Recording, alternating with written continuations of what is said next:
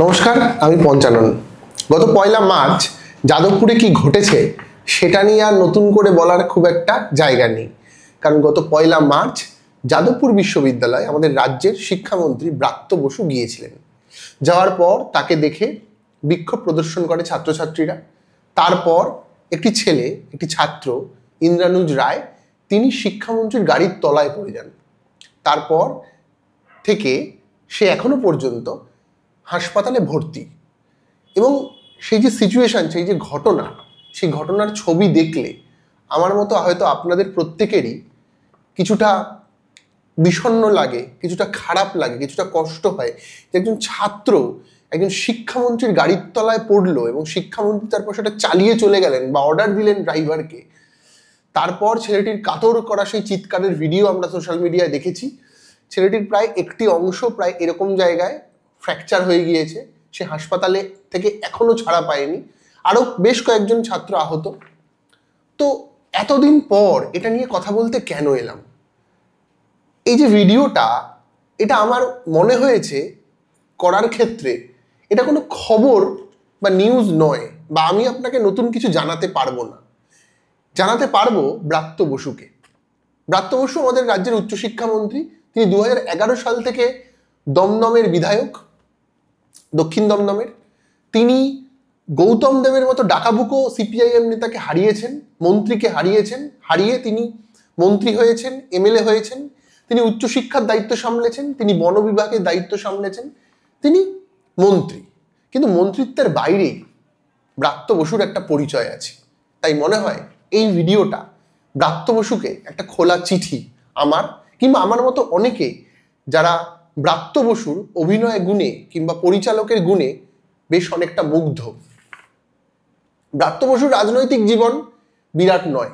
ব্রাত্য বসু সেই অর্থে বিরাট রাজনৈতিক আন্দোলন, ঘাত প্রতিঘাত সেভাবে উঠে আসেননি। মমতা বন্দ্যোপাধ্যায়ের সাথে যারা একসময় থাকতেন, সোনালী গুহ থেকে, মদন মিত্র থেকে, ববি হাকিম, শোভন চট্টোপাধ্যায়, মুকুল রায়, প্রত্যেকে রাস্তার যে আন্দোলন করে, লড়াই করে পশ্চিমবঙ্গের মাসনাদে বসেছিলেন, ব্রাত্য বসু তাদের কেউ নন। কিন্তু ব্রাত্য বসু ছাত্র জীবনে আন্দোলন করেছেন। আমরা ব্রাত্য বসুকে 2011-র আগে অন্তত বামপন্থী হিসেবেই মোটামুটি জানতাম, কিন্তু সেই ব্রাত্য বসু যোগ দিলেন তৃণমূলে। কিন্তু ব্রাত্য বসু যে ঘোরতর সিপিআইএম বিরোধী সেটা কিন্তু জানা ছিল কিভাবে? তার উইঙ্কেল টুইঙ্কেল নাটকটি দেখে। ব্রাত্য বসুর জীবনে করা শ্রেষ্ঠতম কাজের একটি হচ্ছে উইঙ্কেল টুইঙ্কেল। একটি বললে ভুল হবে, আমার মনে হয় বহু মানুষই আমার সাথে একমত হবেন যে ব্রাত্য বসুর উইঙ্কেল টুইঙ্কেল নাটকটি এই পশ্চিমবঙ্গে যত থিয়েটার, যত নাটক মঞ্চে প্রদর্শন হয়েছে তার সর্বকালের শ্রেষ্ঠ 10টি বা 15টির মধ্যে একটি। আজকের দিনে সৃজিত মুখোপাধ্যায় সেই নাটকটি নিয়ে একটি সিনেমাও করছেন। সিনেমার নাম রেখেছেন উইঙ্কেল টুইঙ্কেল। উইঙ্কেল টুইঙ্কেল ছাড়াও রুদ্রসঙ্গীত, অরণ্যদেব, একটার পর একটা প্রোডাকশন ব্রাত্য বসু দেখে এই বাঙালি ভাবতে শিখেছে। ব্রাত্য বসু সিপিআইএম বিরোধী হলেও সিপিআইএম এর লোকজন, সিপিআইএম এর পার্টি সদস্য, বড় নেতা মন্ত্রী, স্বয়ং বুদ্ধদেব ভট্টাচার্য উইঙ্কেল টুইঙ্কেল দেখতে গেছিলেন, বা এখনো সোশ্যাল মিডিয়ায় উইঙ্কেল টুইঙ্কেলের সেই ভিডিওটা এলে আমরা বহু লোক দেখতে ভালোবাসি। সেটা যতই সিপিআইএম বিরোধী হোক, আবার বলছি, যতই সিপিএম বিরোধী হোক, সিপিআইএম প্রচুর পার্টি সদস্য রয়েছেন যারা এই নাটকটি দেখতে পছন্দ করেন। এহেন ব্রাত্য বসুকে আমাদের মনে আছে, আমার মনে হয় আমার মতো অনেকেরই মনে আছে আপনাদের, যে জ্ঞানেশ্বরী এক্সপ্রেস যখন উল্টে গেল, জ্ঞানেশ্বরী এক্সপ্রেসের অ্যাক্সিডেন্টের পর ব্রাত্য বসু আরো কয়েকজনকে সঙ্গে নিয়ে কলকাতার প্রেস ক্লাবে সাংবাদিক সম্মেলন করে বললেন জ্ঞানেশ্বরী এক্সপ্রেস উল্টে যাওয়া বা অ্যাক্সিডেন্টের দায়িত্ব হচ্ছে সিপিআইএম এর, তৎকালীন বামফ্রন্ট সরকারের। তখনও পর্যন্ত কেউ কোনো স্টেটমেন্ট দেননি। তিনি কয়েকজনকে নিয়ে প্রেস কনফারেন্স করলেন।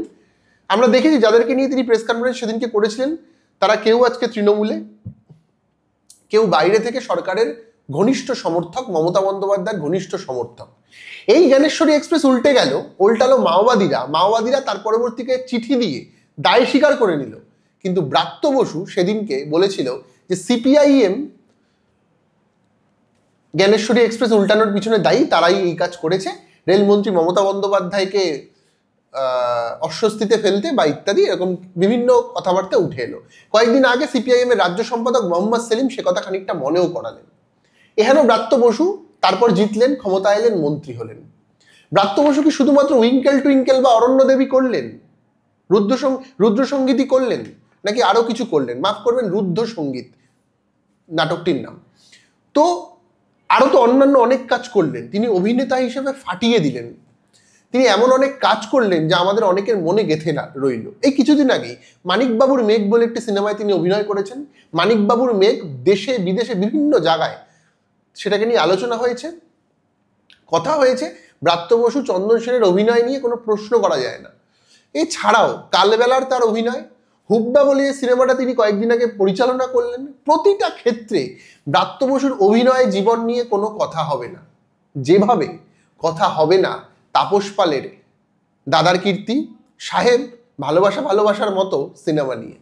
কারণ তাপস পালও দাদার কীর্তির কেদার হিসাবে, সাহেবের ওই ফুটবলার হিসাবে, কিংবা ভালোবাসার ওই মুরগিওয়ালার মতো করে যে অভিনয়ের মন কেড়েছিলেন বাঙালির, সেই তাপস পালকে একদিন হারিয়ে যেতে হয়েছিল এই পশ্চিমবঙ্গের এই বাঙালির মনন থেকে। প্রায় তৃণমূলের একটা বিরাট অংশের মানুষও তাকে পছন্দ করতো না। আজকের দিনে তাপস পালের স্ত্রী তা অভিযোগ করেন যে আমার সাথে খুব অন্যায় করেছেন মমতা বন্দ্যোপাধ্যায় এবং তৃণমূল কংগ্রেস। সেই তাপস পাল হারিয়ে গিয়েছিল, তার অভিনয় হারিয়ে গিয়েছিল।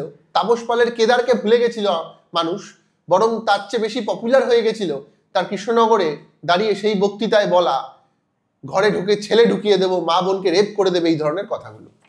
তো আজকে তাপস পালের উদাহরণ কেন দিচ্ছি? কারণ ব্রাত্য বসুকে আজকে অনেক কিছু শুনতে হচ্ছে। অভিনেতা ব্রাত্য বসুর বোধহয় এটা প্রাপ্য নয়, কিন্তু পলিটিক্যাল লিডার হিসেবে ব্রাত্য বসু, মন্ত্রী হিসেবে ব্রাত্য বসু, তার তো কিছু গাফিলতি রয়েছে, ভুল রয়েছে। ব্রাত্য বসুকে আমি প্রশ্ন করতে চাই, আমার মনে হয় প্রচুর লোক প্রশ্ন করতে চায় যে পশ্চিমবঙ্গে এত বছর ধরে কলেজে কলেজে ভোট হয় না কেন? যাদবপুর প্রেসিডেন্সি ইউনিভার্সিটি এরকম কয়েকটা কলেজ আর বিশ্ববিদ্যালয়ে সিলেক্টিভলি ভোট করানো হয়েছে, কিন্তু প্রায় 10-12 বছর ধরে পশ্চিমবঙ্গের কলেজে কলেজে, জেলায় জেলায়, কলেজে কলেজে, বিশ্ববিদ্যালয়ে একটা জায়গাতে ছাত্র ভোট হয় না। তৃণমূল কংগ্রেস ক্ষমতায় আসার পর তিনি তখন মন্ত্রী, কোনো কলেজে ভোট দিতে পারেনি ছেলেমেয়েরা। আমি 2011 সালে কলেজে ভর্তি হই, তারপর বিশ্ববিদ্যালয়ে পড়েছি, আমি রবীন্দ্রভারতী বিশ্ববিদ্যালয় থেকে পড়াশোনা করেছি। আমি নিজে ভোট দিতে পারিনি। আমি যখন ভোট দিতে পারিনি তখন ব্রাত্য বসু মন্ত্রী ছিলেন, শিক্ষামন্ত্রী ছিলেন, তিনি ভোট অর্গানাইজ করতে পারেননি। রবীন্দ্রভারতী বিশ্ববিদ্যালয়ে গত 10 বছরে কোনোদিন ছাত্র ভোট হয়নি। কলকাতা বিশ্ববিদ্যালয়ে প্রায় 8-10 বছর ধরে ছাত্র ভোট হয় না। পশ্চিমবঙ্গের বেশিরভাগ কলেজে, প্রায় 95% কলেজে ছাত্র ভোট হয় না। হ্যাঁ, হয়তো তৃণমূল কংগ্রেস সেখানে জিতবে, হ্যাঁ হয়তো সেখানে টিএমসি জিতবে, কিন্তু ছাত্ররা গণতন্ত্রের পার্ট। ব্রাত্য বসুরা প্রেস ক্লাবে বসে একসময়, আজকে বিধানসভায় দাঁড়িয়ে মন্ত্রী হিসাবে দেশে বিদেশে ঘুরে গণতন্ত্রের পাঠ দেন মানুষকে, গণতন্ত্র শিক্ষা দেন। তারা বলেন যে বিরোধী স্বর কতটা জরুরি। যদি তারা শাসকে থেকে পশ্চিমবঙ্গের বিরোধী স্বর হিসাবে ছাত্রছাত্রীদেরকে ভোট দানের বেসিক রাইটটা কেড়ে নেন, তাহলে দেশের ক্ষেত্রে বিজেপি বিরোধী যে কথাবার্তা আপনারা বলছেন, তাহলে মানুষের কাছে তা কি করে গ্রহণযোগ্য হবে? যাদবপুরে যে ঘটনা ঘটেছে তাই নিয়ে প্রচুর কন্ট্রোভার্সি হয়েছে। একদল মানুষ আজাদ কাশ্মীরের স্লোগান দিয়েছে, বা স্লোগান না দিলেও দেওয়াল লেখা হয়েছে। এর আগেও যাদবপুরে বহু ঘটনা ঘটেছে, স্বপ্নদ্বীপের মৃত্যু থেকে এর আগে হোক কলরব, বহুবার যাদবপুর সমালোচনায় উঠে এসেছে। কিন্তু মুক্ত চিন্তার আধার হিসাবে, মুক্ত চিন্তার ভাবুক হিসাবে এবং গণতন্ত্রের পীঠস্থান হিসেবে যাদবপুর ইউনিভার্সিটিকে আমার মনে হয় ভারতবর্ষ এবং পশ্চিমবঙ্গের মানুষ ভুলবে না। যাদবপুর বিশ্ববিদ্যালয়ে আন্দোলনে থাকে, সেখান থেকে দুর্দান্ত মেরিটোরিয়াস ছাত্রছাত্রীরা বেরোয়। যাদবপুর নিয়ে ভালো খারাপ দুরকমই মতামত আছে পশ্চিমবঙ্গের জনমানুষের। দেশে বিদেশে যাদবপুর ইউনিভার্সিটি নিয়ে দারুণ দারুণ কথাবার্তা বলা হয়। এই ব্রাত্য বসু শিক্ষামন্ত্রী, তিনি একসময় প্রেসিডেন্সির ছাত্র ছিলেন। তিনি প্রেসিডেন্সি কলেজে কলকাতা বিশ্ববিদ্যালয়ে পড়াশোনা করিয়েছেন, শিক্ষক ছিলেন। তিনি সেদিনকে যাদবপুর থেকে বেরিয়ে আসার পর স্বয়ং সাক্ষাৎকারে বলেছেন, আমি নিজে ছাত্র আন্দোলন করেছি। কিন্তু ব্রাত্য বসু, আপনি যে ছাত্র আন্দোলন করেছেন সেই সময় ছাত্র ভোট হয়তো হতো, কিন্তু আজকের দিনে ছাত্র ভোট হয় না কেন? আপনার সপক্ষে অনেকগুলো যুক্তি আছে। গত 1 বছর ধরে অনেকগুলো ইভেন্ট চলেছে, দুর্গাপুজো ছিল, লোকসভা নির্বাচন ছিল, এটা সেটা অনেক ঘটনা ঘটেছে, কিন্তু তার আগে ভোটটা হয়নি কেন? যাদবপুরী বিশ্ববিদ্যালয় যদিও বা ভোট হয়ে থাকে, অন্যান্য কলেজে ভোট হয় না কেন? আর ভোট হয় না কেন এই বেসিক প্রশ্ন থেকে যদি কোনো ছাত্রছাত্রী ব্রাত্য বসুকে, শিক্ষামন্ত্রীকে সামনে দাঁড়িয়ে বিক্ষোভ দেখান, তাহলে কি সেটা ভুল? ব্রাত্য বসুর আমরা দেখছিলাম ভিডিওতে শিক্ষামন্ত্রীর গাড়ির উইন্ডস্ক্রিন ভাঙা হচ্ছে, প্রচুর ছাত্রছাত্রীরা প্রায় ঘিরে ধরেছে। এই সময় দাঁড়িয়ে ব্রাত্য বসুর ঠিক কি করা উচিত হয়তো তিনি নিজেও বুঝতে পারেননি। কিছুদিন আগে বাবুল সুপ্রিয়কে নিয়ে একই ঘটনা ঘটে। বাবুল সুপ্রিয়কে প্রায় মারধর করা হয়। বাবুল সুপ্রিয় গাড়ি থেকে বেরিয়ে গাড়ির ডিকির ওপরে, মানে সামনেটায় বোনেটের ওপরে বসে পড়েন, প্রচুর ছাত্রছাত্রীরা ঘিরে ধরেন। রাজ্যপাল গিয়ে ফিরে আসেন, পুলিশ তাও ঢোকেনি, ব্রাত্য বসু পুলিশ ডাকেননি, এটা ঠিক কথা।